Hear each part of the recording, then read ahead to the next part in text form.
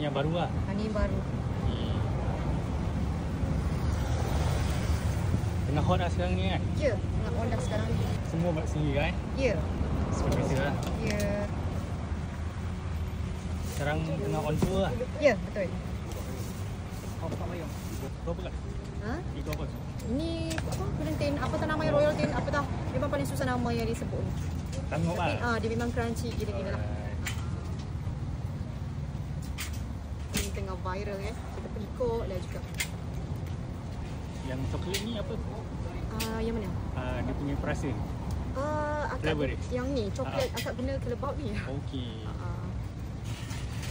Mahal tak? Ha? Mahal tu.